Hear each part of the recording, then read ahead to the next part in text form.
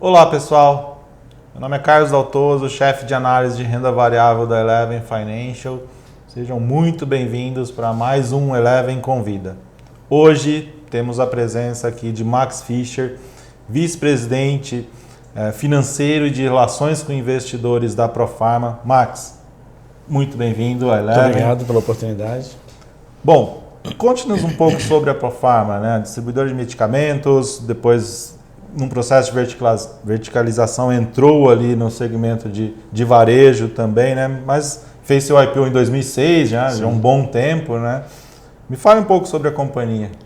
A Profarma é uma empresa do setor farmacêutico que atua como distribuidora, comprando da indústria e vendendo para as farmácias do Brasil inteiro, somos o segundo maior distribuidor nacional, e também no varejo, hoje estamos entre os 10 maiores varejos do Brasil, com 200 lojas, no Rio de Janeiro e no Centro-Oeste.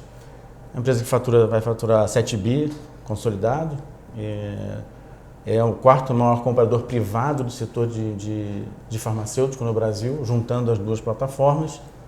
Hoje a gente atende 44 mil clientes na distribuição, o Brasil tem hoje mais ou menos 80 mil farmácias, então a minha distribuição atende a 44 mil farmácias ao longo do Brasil. No varejo a gente tem hoje mais ou menos 2,5 milhões de consumidores entrando nas lojas mensalmente. E estamos num momento único da companhia há 7 anos atrás a companhia decidiu adotar o modelo da distribuição que é dominante no mundo inteiro, que é o modelo integrado. É o distribuidor que consolida sua posição no mercado de distribuição, avança integrando a operação de varejo. Isso está presente nos Estados Unidos, na Europa, na América Latina, você tem Chile, Peru, América Central, México, mercados relevantes, cujo modelo dominante é o modelo integrado, a distribuição junto com o varejo, com uma série de vantagens para o modelo integrado. Então a nossa perspectiva para o futuro é o modelo vencedor no mercado farmacêutico é o modelo integrado.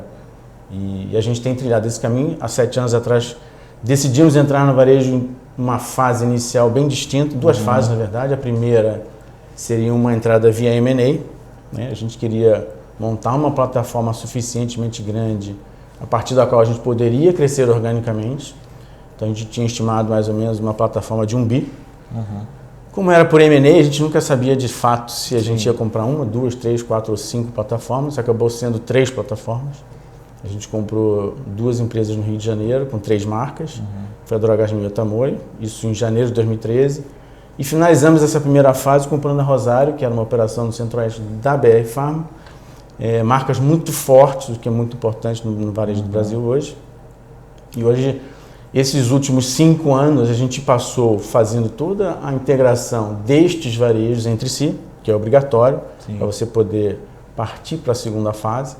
E mais do que isso, a gente comprou, é óbvio que quando você vai para a M&A, você não sabe se vai encontrar ativos bons, médios ou ruins. A gente comprou, em termos financeiros, né? A gente comprou um ativo muito bom, que era Tamoio, redondinho. Compramos 2 marcas muito fortes, que eram Rosário e Drogas Mil, com problemas operacionais da administração anterior. Então tivemos que fazer uma integração, passamos aí 3, 4 anos fazendo isso. E hoje a plataforma que a Profarma tem no varejo, através da D1000, que é o guarda-chuva das marcas que a gente tem, ela tem hoje uma participação de mercado aí relevante já em cada região. E estamos já na fase de que essas 200 lojas, cerca de 200 lojas que a gente tem hoje, elas já é a plataforma otimizada que a gente tinha. A gente chegou a ter 260, 270 lojas. As lojas ruins a gente fechou, não vale a pena você carregar a loja ruim. Esse é o trabalho duro que tem que ser feito. Hoje as 200 lojas têm aquelas lojas que precisam ser tratadas, porque a Rosário foi a última aquisição, ainda tem alguma coisa para ser feita. Mas eu diria que hoje a gente está com a plataforma que a gente queria, faturando 1.2 bi, que era o primeiro objetivo. E ela está quase pronta para a gente entrar na segunda fase de expansão orgânica. Quase pronta por quê? Porque esta é uma plataforma com uma escala muito parecida com uma grande rede, há algum tempo atrás, todos conhecem, que com essa escala ela tinha uma margem de EBITDA de 3,5%, 4%, e a gente está muito perto disso. A gente precisa chegar lá. Acho que hoje a gente está num momento de... Não faz muito sentido você sair abrindo loja se você não tratar o ativo que você investiu.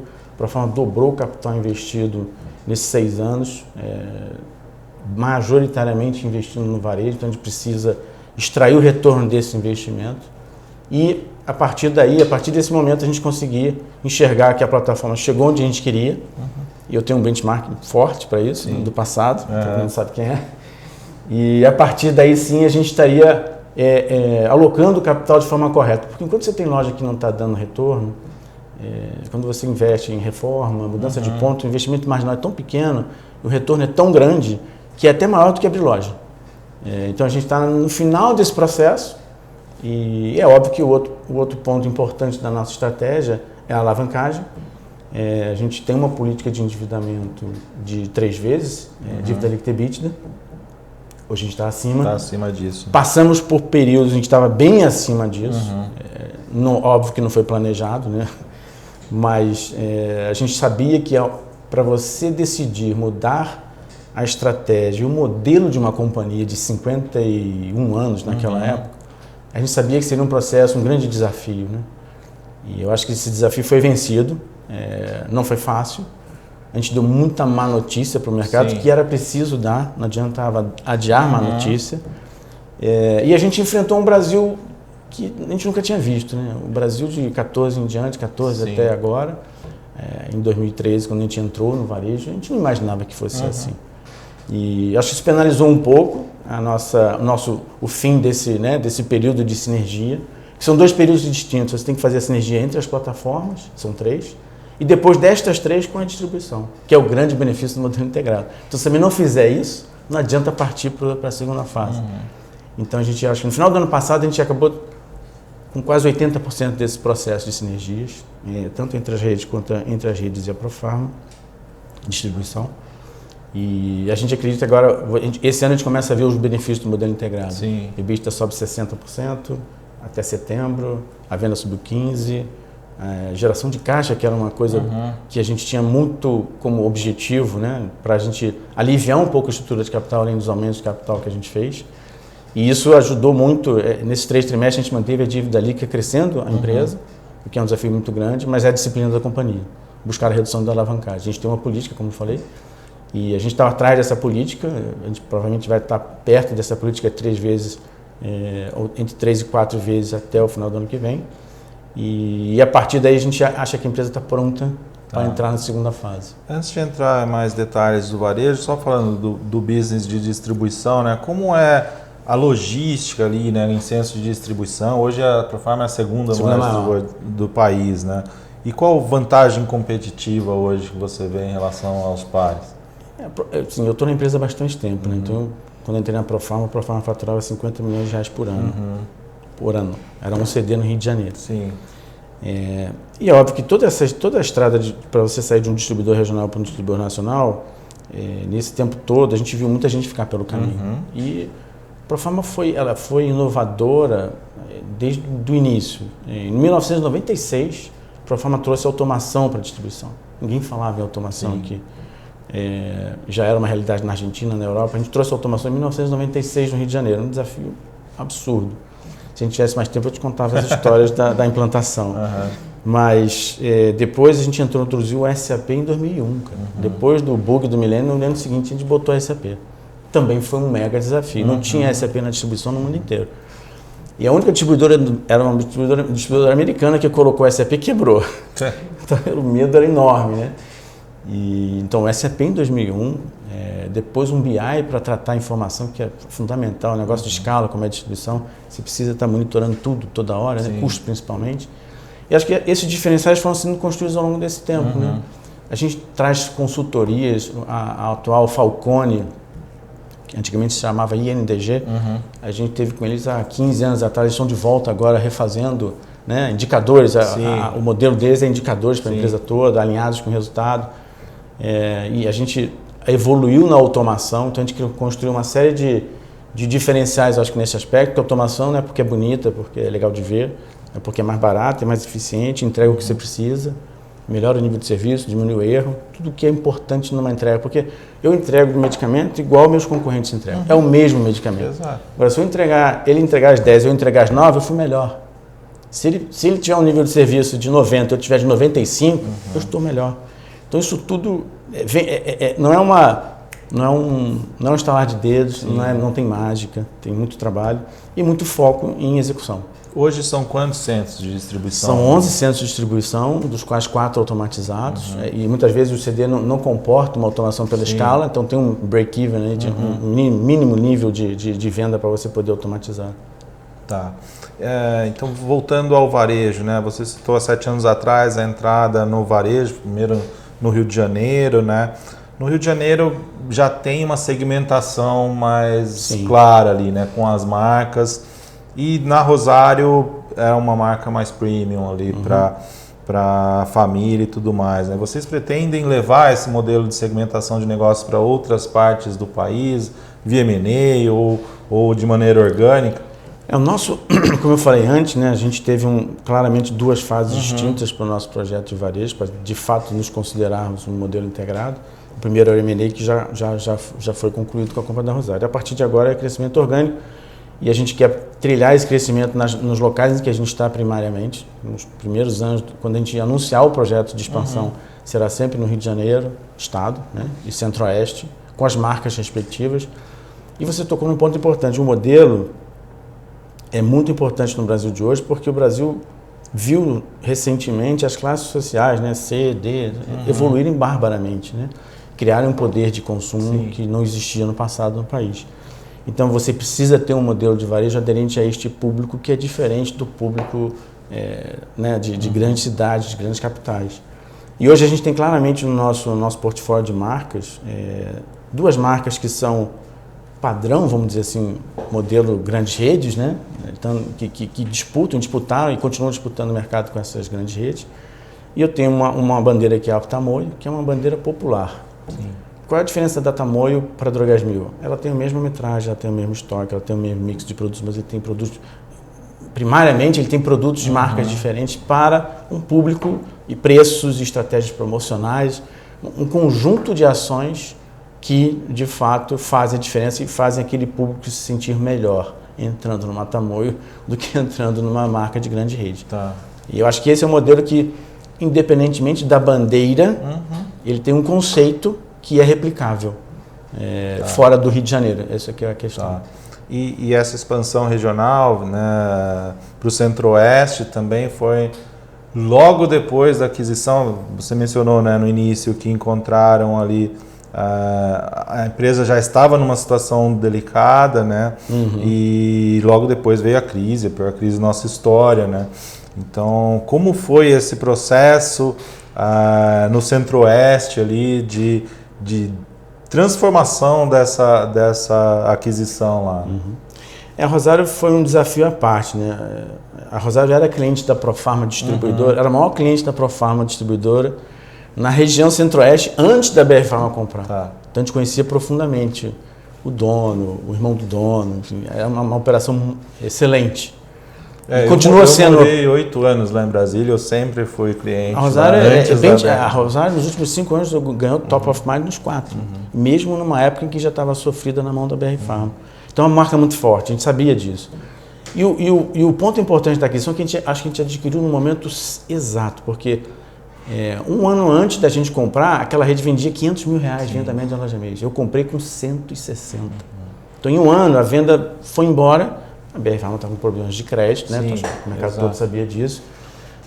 Mas o ativo era muito bom. As pessoas, a qualidade do pessoal da Rosário era acima da média. Não deu tempo de destruir isso, né? Então, acho que isso foi uma vantagem muito grande para a recuperação. A marca ser líder e forte foi outro ativo muito, assim, valeu muito ter comprado a Rosário pela marca. E a gente tinha já uma curva de aprendizado. A gente tinha feito isso na Drogasmil. Drogasmil eu também comprei com R$160 mil, venda média loja mês no começo. Hoje ela está norte de 500, 560. Então, a gente sabe, a gente aprendeu a tratar uma operação sofrida por vários motivos, né? Coincidentemente, todos eles são porque falta mercadoria, falta gente, às vezes falta ar-condicionado. Então, a gente já tinha uma curva de aprendizado e foi... não é que foi mais fácil, mas a gente teve um ponto de partida melhor do que a Drogasmil e era uma marca forte e a gente construiu aquilo que a gente tinha visto que deu certo na Drogasmil. Aí acelerou muito. Outra coisa, eu demorei muito para fechar a loja ruim na Drogasmil, falando francamente.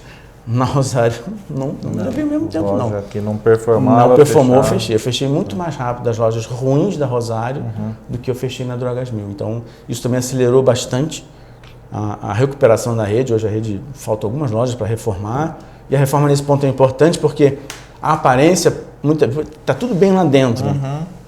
Mas por fora, isso são investimentos pequenos. É o que eu falo, marginalmente você vai investir um valor muito pequeno, muito ínfimo comparado a abrir uma loja. Sim. E você vê vendas recuperando 20%, 25%, 6 meses depois. Com retorno absurdo, e aí você consegue recuperar a rede num espaço de tempo mais rápido. Eu acho que esse foi um pouco do cenário de Rosário. Tá.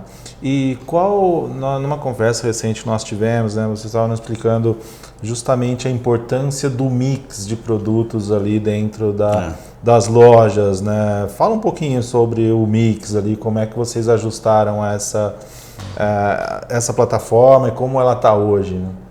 O varejo é um negócio completamente diferente, né? Super sofisticado, embora não pareça.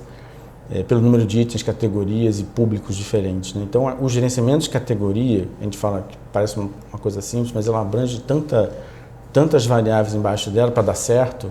E a gente falava sobre ter o produto certo na região certa.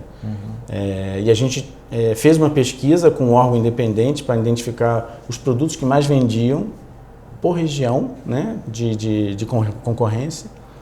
E ali a gente identificou que produtos que a minha concorrência tinha, os mais vendidos, né? Sim. E que produtos que a maioria dos meus concorrentes tinham e que eu não tinha. E a gente encontrou um nicho de produtos de baixo giro, que são tão importantes quanto de alto, porque o Brasil, como tem o governo como um patrocinador de medicamento fora de hospitais, quem compra somos nós. Se você tem uma receita de 3 produtos, você entra numa loja, só tem 2, você vai na outra. Exato. Pega o carrinho, ou pede o telefone, faz alguma coisa, e você não compra os 2, depois o um na outra, certo?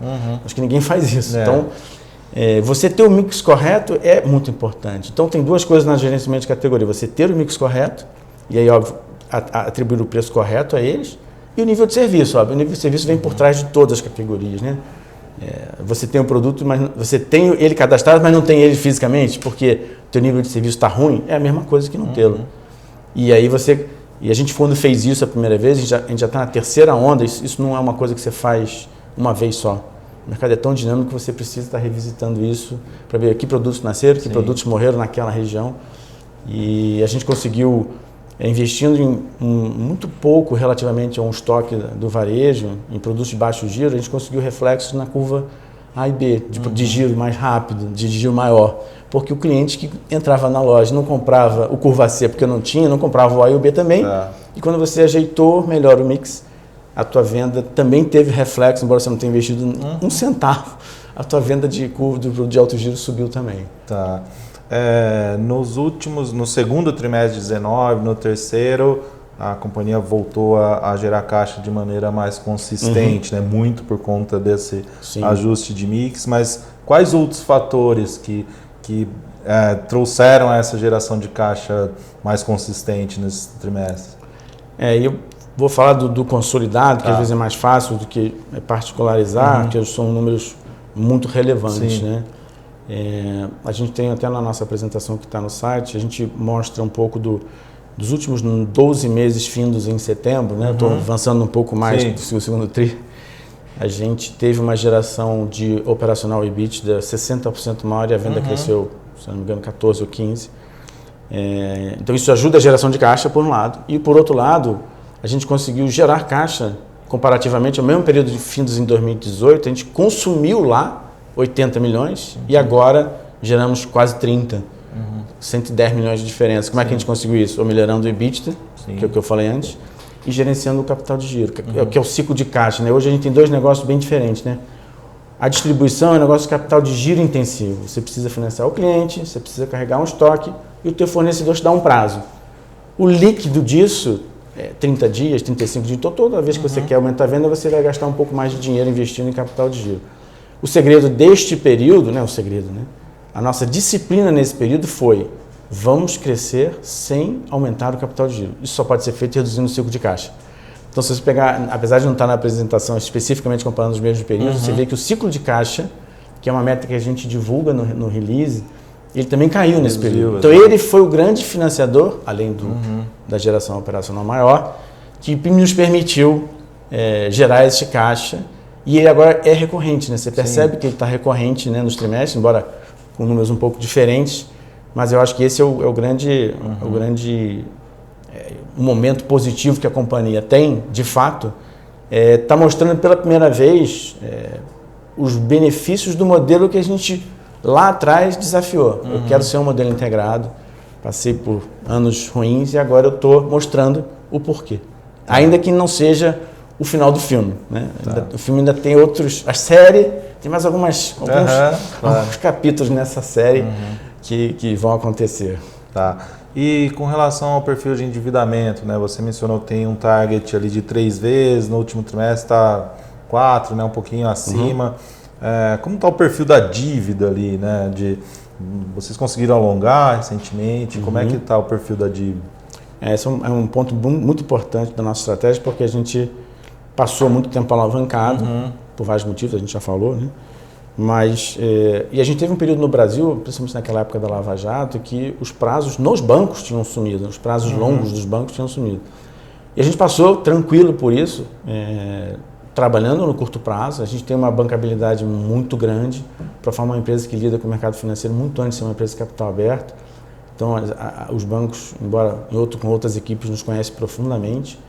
E eu acho que esse aspecto, depois que a crise da Lava Jato foi passando, né, os bancos voltaram a conceder prazos maiores, 3, 5 anos. E depois da nossa capitalização de 2018, que mudou a estruturação, também a gente teve acesso a linhas mais baratas e mais longas. Então hoje eu não tomo nada com menos de 3 anos. Estou com o meu perfil perto do que a gente acha que é ótimo, porque sempre tem a mortalidade da dívida de 3 que fica no curto, né? Antes de vencer o terceiro ano, e de 5 também. A gente tem pelo menos uns 65% no longo prazo e 35% no curto, porque aí é um pouco da bola rolando, né? Assim, você nunca vai ter 100% no longo, embora isso seja possível, mas hoje a gente está muito bem posicionado nesse aspecto, com linha de crédito sobrando, entre aspas, né? Que eu não quero, nem é nosso objetivo, mas a gente consegue administrar muito bem nos últimos 2 anos. Depois do de capital, vai fazer 2 anos agora, em janeiro. A gente teve uma mudança muito grande também nesse aspecto. Tá. E esse endividamento acima de um nível que vocês consideram ótimo, limita de alguma forma um crescimento inorgânico via M&A ou não necessariamente? Sim e não. Sim, porque a gente sabe que, embora a gente tenha a política de 3 vezes, e a gente sabe que não tem passeio no bosque quando você quer investir, seja organicamente, seja por M&A. E a gente sabe que a disciplina que a companhia sempre teve em questão de alavancagem, e era uma preocupação, uma disciplina mesmo, nem preocupação, uma disciplina, a gente está com ela na nossa cabeça. E hoje 4 vezes não é o que a gente quer, óbvio que não. E a partir dessa mudança do patamar de juros, isso vai ajudar bastante, de uma certa forma, a geração de resultado. Eu falando de lucro, não só de EBITDA, né? Porque aí estão pulando para a linha de baixo, que é também tão relevante quanto. A redução da despesa financeira ajuda bastante o nosso cenário futuro, né? Falando de 4,5, possivelmente 4, né? Estão falando de 4. Claro. E ela é um limitador, mas por outro lado eu não preciso ser rígido a ponto de esperar chegar em 3 para dizer agora, vai, não preciso, entendeu? Acho que a gente tem um meio do caminho, até porque a gente entende que, a gente não, né? O mercado fala que essa taxa de juros tem condição de permanecer baixa por mais tempo, e isso ajuda bastante também esse planejamento, né? Porque a gente tem hoje dois grandes nortes para a gente poder entender em que momento a gente vai soltar o crescimento orgânico, que é o meu varejo dar o que eu sei que ele pode dar, ele ainda não está dando, mas vai dar. É só pegar em perspectiva aí os trimestres do varejo, você vê que tem uma linha de tendência positiva. E a segunda é a alavancagem. A gente precisa baixar de 4 vezes, a gente acredita que isso vai acontecer nos próximos... Pela projeção, basta pegar a projeção de EBITDA e mantendo a dívida constante, que é o que a gente tem feito, você vai caminhar para 3,5, e acho que esse é descortinar o plano mais M&A, por isso que eu falei não, M&A não. Sim. Por enquanto, M&A não. E falando dessa perspectiva de crescimento ainda, né? Vocês veem a possibilidade de entrar em novos mercados ou até mesmo o e-commerce, né? Como é que vocês veem o desenvolvimento de e-commerce dentro da plataforma de varejo da Profarma? Você fala de varejo, né? Outras áreas do varejo, outras regiões do Brasil de varejo. Exato. O varejo ele tem uma oportunidade enorme no Brasil inteiro. O Brasil é regional, mais da metade do mercado em valor está na mão de rede de menos de 7 lojas. Sim. Então, é um mercado muito pulverizado. Então, esse é a grande oportunidade do varejo, além do retorno, que é 2 vezes maior. Né? Você fala de retorno sobre capital, você imagina se você tem dinheiro para apostar num fundo que dá 10% ao ano ou num fundo que dá 20% ao ano. Eu vou botar no fundo que dá 20% ao ano. Tá. É igualzinho, a distribuição é um negócio que dá 10% ao ano. Hoje, com a lei complementar 160, que isentou os benefícios de imposto de renda, esse retorno de 10 vira 14, então também é bom. Mas eu tenho um negócio de 20, 25, claro, que é de varejo, que todo o capital gerado da empresa daqui para frente, provavelmente não, vai ser investido nessa cestinha que te dá 25%. Exato. Isso quer dizer que eu vou abrir mão da distribuição? Obviamente que não. A gente acredita no modelo integrado. Então a distribuição seguirá crescendo, consumindo menos capital, e eu vou aplicar a maior parte do nosso capital gerado no varejo, nessa cestinha que dá 25%. Então, a região, ela tem tanta oportunidade ainda nas regiões que eu tenho, e a gente sabe, e isso a gente aprendeu dessa grande rede também, que a tua marca é muito mais forte onde você nasceu. Sim. Então, se eu aqui quiser pegar qualquer uma das minhas marcas e levar para a Bahia, eu vou levar mais tempo para fazê-la reconhecida, amadurecer a loja. Eu vou ter que ter uma musculatura um pouco maior para segurar um reconhecimento da marca em um local que ela nunca esteve. É o contrário dos locais que você está, Rio de Janeiro e Centro-Oeste. Sim. Por isso que eu falei no começo que majoritariamente a gente vai começar por essas áreas, porque a gente tem a clara visão de que o retorno acontecerá no tempo que você espera, porque a marca já está ali. Falando de e-commerce, é uma realidade, é um tema que você não consegue evitar. Foi no início do ano passado, se não me engano, a gente fez um planejamento estratégico com a Boston Consulting Group e ela fez, entre outras coisas, encaixar todas as nossos planos, enquadrar nossas metas de curto, médio e longo prazo, e o e-commerce já estava no ano seguinte, né? O e-commerce já está ali, está na cara do gol. Embora em medicamentos ainda seja um percentual pequeno, né? São dados da Abra Pharma, que junta e-commerce com venda de telefone, é um percentual ainda pequeno, é inexorável que isso vai acontecer. Né? Então a gente também está trabalhando com todas as... Acho que vai ter uma transição nesse processo, pelo menos para medicamentos a gente entende assim, mas você precisa começar essa transição, você precisa estar nos estágios iniciais de todo mundo, e a gente está trabalhando nisso. A gente está com uma série de desenvolvimentos internos para nos adequar a essa transição, né, que não é vender 100% pelo e-commerce, porque ainda tem uma concorrência grande com o próprio telemarketing, algumas barreiras de regulatórias, né, de receita, enfim. A praticidade do telemarketing, hoje você liga, o cara chega em 2 minutos, então isso é um concorrente muito grande, mas vai acontecer. Então você precisa estar com o pé dentro. Então a gente está olhando para isso também, e embora a gente saiba que isso vai ter um desabrochar um pouco mais lento, pelo menos para medicamento. Tá. Você citou também o aumento de capital, né? Que vão fazer 2 anos agora, o último. Muita gente, muitos gestores do mercado, meio que numa época que a companhia fez 4 em curto espaço de tempo, 3, né? Três aumentos de capital em um curto espaço de tempo, né? Muitos gestores perderam a paciência ali, né? Como reconquistar, entregando resultado? Como que você vê? Só tem um jeito de você reconquistar, entregando resultado. Exato. E é engraçado, porque por que a gente virou empresa de capital aberto em 2006? Porque a gente achava que era uma fonte de recurso para financiar o crescimento da companhia. E fez isso que a gente fez. É óbvio que, se eu te falar que cada um desses aumentos de capital teve um motivo, em 2016, a Santa Cruz comprou a Panfarma, que era o primeiro distribuidor, comprou o segundo. E a gente entendia que esta compra, o cliente podia fazer a farmacinha podia fazer um pouco de cara feia por conta da concentração de crédito, coisa que a gente viu no mercado bancário, né, muito tempo atrás. Exato. E a gente entendeu que tinha uma oportunidade naquele aumento de capital para gerar recursos para a gente investir em capturar clientes que pudessem ficar meio desconfortáveis em uma concentração de crédito muito grande, que podia ser cortada de uma hora para outra. Então foram 100 milhões de reais. No ano seguinte eu comprei a Rosário. Em dezembro de 16, aí em janeiro de 17 eu botei mais 120 milhões para tocar a Rosário. E esse último não, esse último que a gente fez agora de 330 foi de fato para reequilibrar a estrutura de capital. Ela não resolveu, a minha alavancagem não saiu de 5 para 2, mas ela resolveu, a gente entendia que esse aumento de capital era importante para readequar a equação de estrutura de capital e a recuperação operacional ia me levar aos 3,5. As duas coisas juntas, né? Não é só o operacional que vai te levar para uma alavancagem menor, mas um aumento de capital naquela época, naquele preço, o dobro de tamanho, talvez eu tivesse conseguido fazer um pouco mais, seria ainda pior.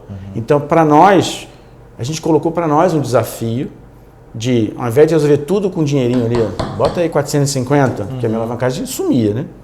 Não, bota 300, dilui menos, e vamos com o compromisso da geração operacional que, em conjunto com a redução da dívida, você ameniza, você vai diminuindo a tua alavancagem. É isso que a gente está fazendo. Tá. A gente mencionou, né, Max, desde o início, a questão do endividamento, oportunidades, né? Onde você enxerga as próximas avenidas de crescimento aí para a companhia, né? Quais as perspectivas do setor como um todo também? A gente tem alguns dados, né? O mercado farmacêutico, até diferentemente dos outros mercados, ele tem uma dinâmica de crescimento muito própria, né? Nos últimos, acho que 15 anos, cresceu 10% ao ano. Isso. A projeção dada pelo IQVIA, que é um órgão que acompanha o mercado há muito tempo, é de que o Brasil vai crescer em farmacêutico, no setor farmacêutico, de 6% a 8%. Então já é um crescimento excelente, né? Então a gente hoje, claramente, a gente olha para os dois negócios e a gente sabe que a distribuição, já somos o segundo, só tem 2 nacionais. A margem da distribuição ela é inelástica. Eu vou dobrar minha distribuição, minha margem vai virar 4? Não vai. Não vai, porque é um mercado muito mais consolidado do que o varejo. Então, claramente, como eu falei antes, na minha geração de capital, qualquer coisa que aconteça de liberação de capital, vai ser investido majoritariamente no varejo. E o varejo, se você olhar hoje, que eu com 200 lojas estou entre os 10 maiores, regionalmente eu sou o primeiro ou segundo no Rio de Janeiro, e é muito relevante isso hoje no varejo, porque a indústria, quando ela olha para o varejo, a gente não tem, de fato, uma rede nacional, né? Tem um cara que tem muito estado. Tem um cara que tem mais estado, tem outro que tem vários estados, mas que não é tão concentrado em todos eles. Mas não tem uma CVS, não tem uma Walgreens, né? como modelo Unidos, nacional, né? Então, acho que isso é uma medida clara de onde está a maior oportunidade para nós. Eu não posso falar muito sobre isso, porque eu vou entrar em guidance aqui, eu tenho que tomar cuidado. Claro. Por conta disso, mas eu acho que está claro que a maior oportunidade é o varejo. Tá bom. Max, muito obrigado. Obrigado a você pela oportunidade, obrigado a você que vai nos assistir ou que está nos assistindo. Pessoal, muito obrigado por nos assistir, siga-nos nas redes sociais e até a próxima. Tchau.